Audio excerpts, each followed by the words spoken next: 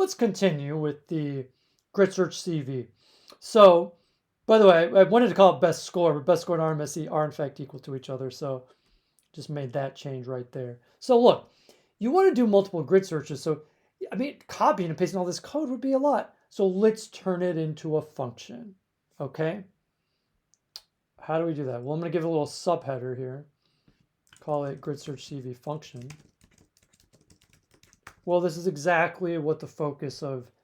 This is kind of a great problem. I wonder if you can do it on your own, because this is a synthesis of this program, right? We spent all this time in week 1 on functions, and now we're at like a high point of machine learning. Grid search CV. Can you turn this into a function? I think you can. Go ahead and give it a try.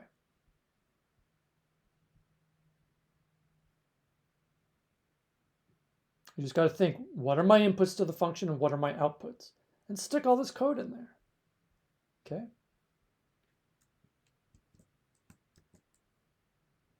Feel free even to stop the video and do it on your own and then check it on me, because I'm going to do it right now since this is a lecture and for those of you who do need a little assistance. Okay. So I've got to call it something. Grid search CV. I don't know. I mean, if you call it something that's too similar, you want to call something a little different. I'm not even sure what to call it. Always like finding the best parameters. That's one idea. And then what are my inputs? Well, I want to be able to specify primarily the parameters, the dictionary. And then I like a default model can be the XGBoost regressor. Okay.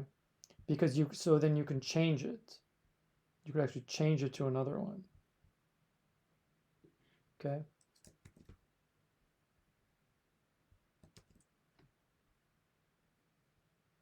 And I think that's sufficient for the inputs.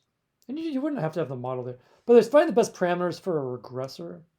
So I'm going to include that in there, because this, for a classifier, this would not actually fly, because it's actually easier for a classifier because you don't need all this extra scoring mess. Okay. All right. So now I'm going to paste in the code. That is not it. All this code above. You know what? If you're ever in a coding cell and you want everything, just hit Command A. It'll only highlight everything in that cell. Kind of cool. Command C, followed by Command V. Spacing gets messed up. It's okay. Just copy it up there and tab everything. Now the model is equal to the model, right? So I don't need that. And the parameters I also don't need, because I'm going to be specifying that outside of the function. Okay. The other stuff I think should all be the same, because we're making the grid search on the model and the parameters, right? We've already set up this k-fold. Okay. So, you might want to make a note of that somewhere, because, and you could just change that to 5 or 10 otherwise. We have an X and Y that we're fitting it on. We're getting the best parameters. We're getting the best score, and we're showing them both. Okay. Press Shift Enter. And then let's just go forward with what we have. Okay. So let me show you how this can work. The parameters, let's do a new dictionary. And let's start with what's working. So we've got a max depth of, it's got to be in a list, even if it's only 1, 2. And then in estimators was 400. And that gave us the best score. Well, my question is, what if we go higher, even a little lower, right? There's 300, 400, 600, 800. Okay, let's try to give that a whirl. What this is going to do now is it's only going to do, because they're all checking a max depth of 2, it's only testing 4 models. Last time it did 20. Each of these only has a max depth of 2. When max depth is larger, you're going to be testing a lot more models. So this is good. And then what we can do, we can call our function, what do I call it? Best. Oh man, what did I call it? Find best params. Find best params, regressor. I put in params, right? Because I just define them. Okay, and that should work. So go ahead and run that. And you can see the function is running. you know, it's going through and checking all possible combinations. It's going to show us it, and 400 is the best. Great. So we did a more comprehensive search this time. I may have already had 600 in there. And, you know, to get it. So let's do one more. If I go into hands-on gradient boosting, I could say like, the learning rate is a fun one. I like to think, you can just copy in, by the way, params learning rate. I like to think of it as a,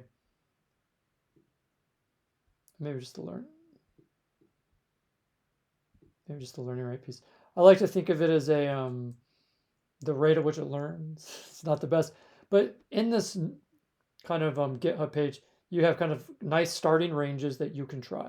You can just try it on its own, okay? But you can also try it with the max step that we currently have working the best.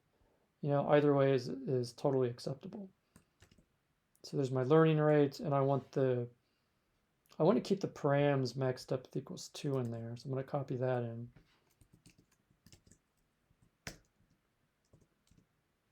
And then I just need to close the dictionary. And then again, find best params regressor is kind of long.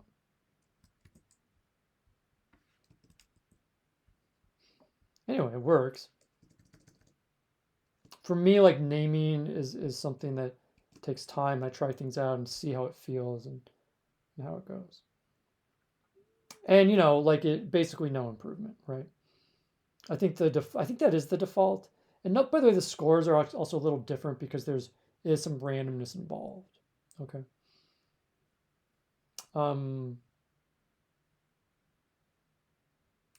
That's basically it as far as like grid search goes. You can keep doing it, but let me show you one last cool thing. What about there's a randomized search? What is that? Okay. Let me show you. We're going to pump up this function. Okay. Do one more piece. And it's not random. It is. We're going to do a new hyperparameter. Random equals false. Okay. So what we're going to do, we're also going to import randomized search CV. And then we've got two possibilities basically. Okay. If random, then we use randomized search CV. So basically we initialize the model differently. Should be tabbed over. And it's actually the randomized search CV. What it does, it takes 10 random combinations, okay, of what you provide. Now you may say, well, why would you do that? It's so that you can actually find potentially good starting places, you know, that you may not expect. So else, right, we need to do this. Just press tab. Okay, does that make sense? So what we're doing here, we're making an addition to the function. We're saying, you know what? If I want to be able to do a random selection of hyperparameters, and then I just want to check 10 random combinations, because you could have so much up there, grid search would take forever. It could be checking like hundreds of thousands of combinations. And you don't want that. But so what it does is it allows you to check a bunch at once. That's the whole idea. I put it in this function just to make it easy to use. Aside from the randomness, everything else is the exact same. Okay? So rerun the function. Go to this notebook. And if you scroll down, there's a lot of stuff here. You can find these big lists, right? And this here see, this is an example where, and you could have more than this, okay? This gives us, we're going to modify this, okay? Yeah, we're going to modify it. Copy this one in. I'm going to do one big one. Here we go. Copy it in.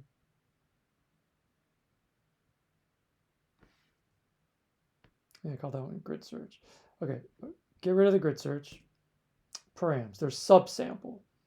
And this is what I want you to copy. I want you to copy that one and copy it 3 times. We're going to do a big search.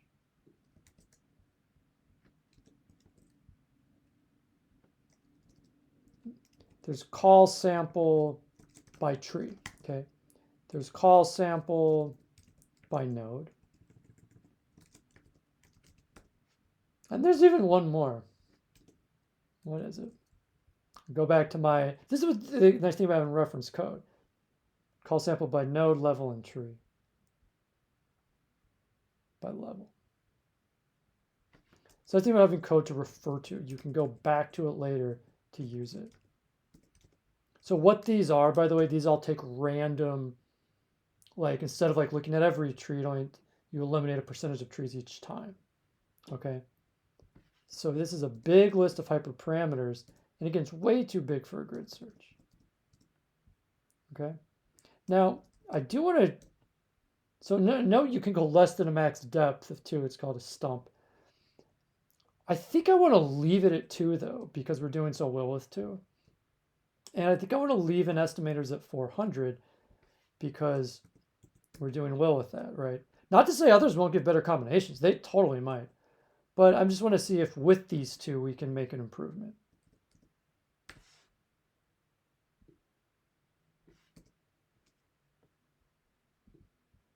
Okay, so there's a lot of copying and pasting, but there's the dictionary, okay?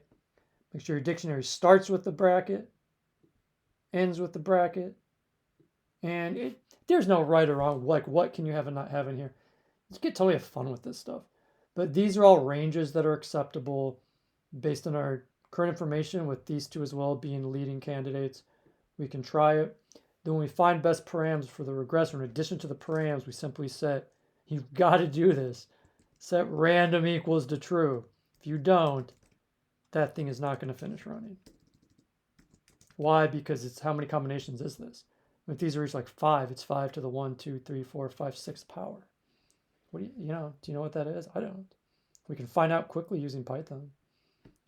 5 to the 6th power. 15,625 models. Okay. Each of those models would have 5 rows times, what was it, 731 rows. 5 times, I don't know how many columns, it's like roughly 10. So it's looking at, what is that? I guess it's not that bad. 571 million entries. It'd take a long time. Okay, so, and you know, this is the other advantage of this computing today. You can actually do that, right? If you're going to leave your computer, but we're just going to run it quickly. It's going to do 10 and see what we get. I'm rewriting another coding cell, but so it goes.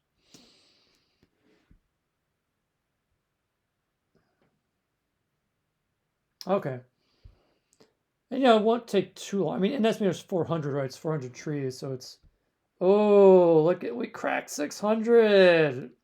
You may not have, because you know there's some randomness involved. But see, that's why you do this. Look at this. This call sample stuff works. So additional randomization had gains, and that shows an improvement. So there you have how you can get the best possible grid search CV. Well, you could continue with that and do more searches, okay? But just to show you, if you wanted to go with that as a final case, which, I'll move that, you could certainly consider, at the very end, it would be something like this. Final model equals XGB regressor. Put in that weird thing. There it is. Let's copy that.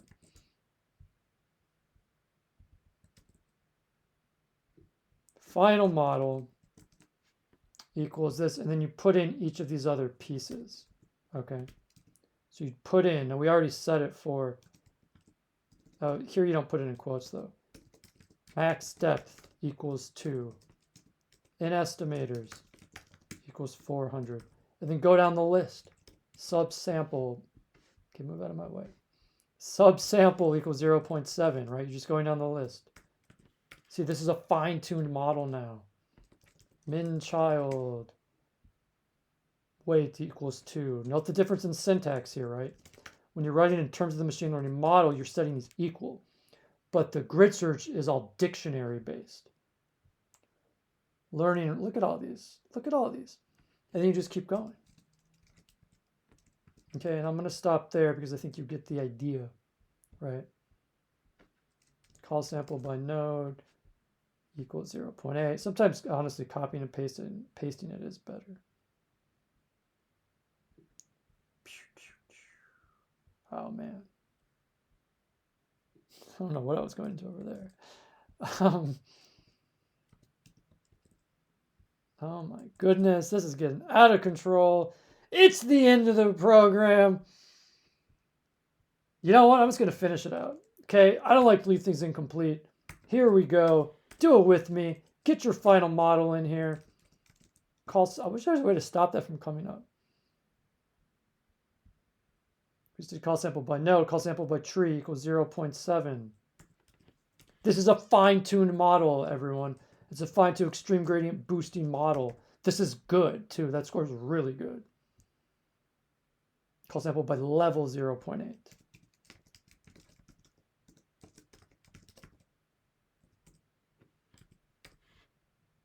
Is that everything? I got 3 call samples, subsample min-child. Learning rate, I think, was missed. Learning rate 0.1.